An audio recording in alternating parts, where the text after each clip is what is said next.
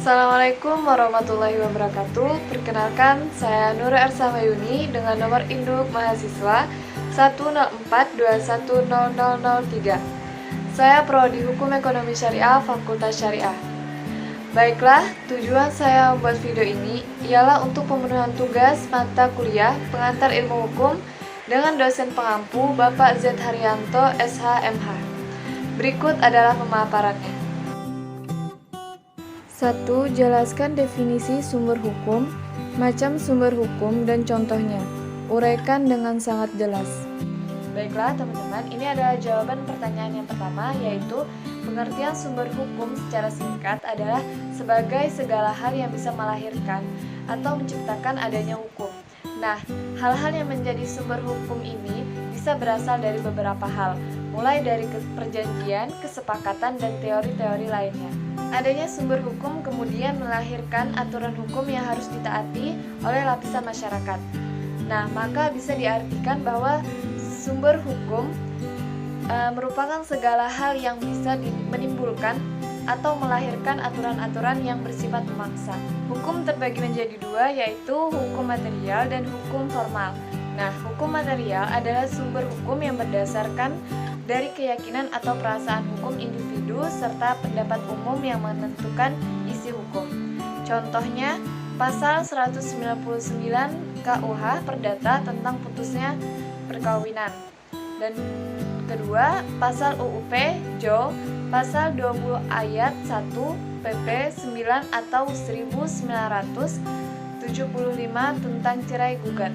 Sedangkan hukum formal adalah sumber hukum yang berupa kenyataan, di mana kita dapat menemukan hukum yang berlaku. Nah, contohnya pasal 206 KUH Perdata tentang alasan perceraian dan pasal 234 KUH Perdata tentang pihak yang berwenang memproses gugatan cerai. Soal yang kedua yaitu jelaskan tentang objek dan subjek hukum dan berikan contohnya.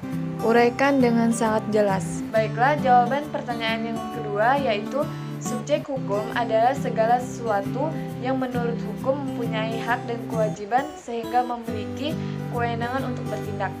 Nah, subjek hukum ini terdiri atas manusia dan badan hukum.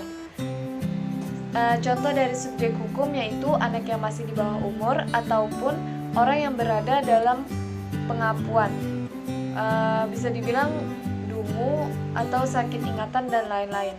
Sedangkan objek hukum adalah segala sesuatu yang memiliki manfaat untuk subjek hukum dan dapat menjadi objek dalam suatu hubungan hukum. Contoh dari objek hukum yaitu Budi memiliki sebuah mobil. Ia pun melakukan perjanjian jual beli mobil ini bersama Susi.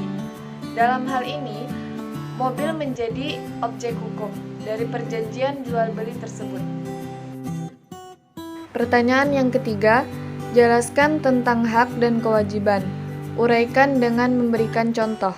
Jawaban dari pertanyaan yang ketiga yakni hak merupakan sebuah kuasa untuk menerima atau melakukan sesuatu yang semestinya diterima atau dilakukan oleh individu dan tidak dapat dilakukan oleh individu lain. Hak ini bersifat universal, bersifat mutlak, tidak dapat dibagi, hakiki, dan tidak dapat dicabut. Contoh dari hak yaitu hak untuk hidup, hak untuk bebas, hak untuk dihargai, hak untuk memperoleh kehidupan yang layak, dan hak untuk mendapatkan jaminan keadilan. Sedangkan kewajiban yaitu merupakan segala sesuatu yang harus dilaksanakan oleh warga negara yang telah diatur dalam ketentuan perundang-undangan.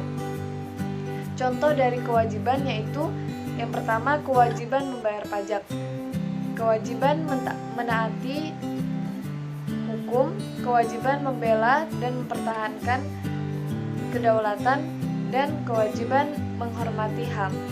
Pertanyaan yang keempat, jelaskan tentang peristiwa hukum, hubungan hukum, dan akibat hukum.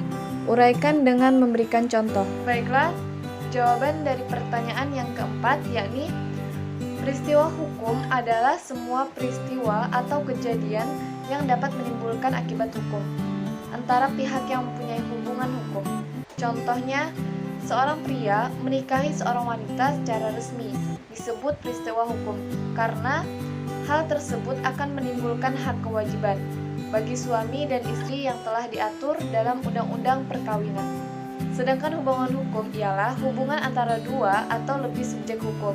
Dalam hubungan hukum ini, hak dan kewajiban pihak yang satu berhadapan dengan hak dan kewajiban pihak yang lain. Contohnya, A menjual rumahnya ke B.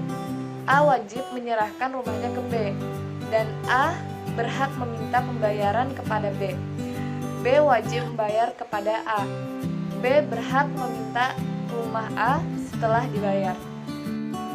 Sedangkan akibat hukum yaitu merupakan suatu peristiwa yang ditimbulkan oleh karena suatu sebab, yaitu perbuatan yang dilakukan oleh subjek hukum, baik perbuatan yang sesuai dengan hukum maupun perbuatan yang tidak sesuai dengan hukum.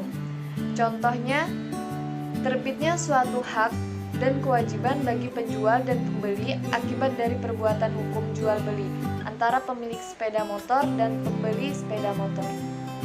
Demikianlah pembahasan yang saya paparkan pada video singkat ini. Saya mohon maaf yang sebesar-besarnya apabila di dalam penyampaian video saya ini ada kesalahan kata.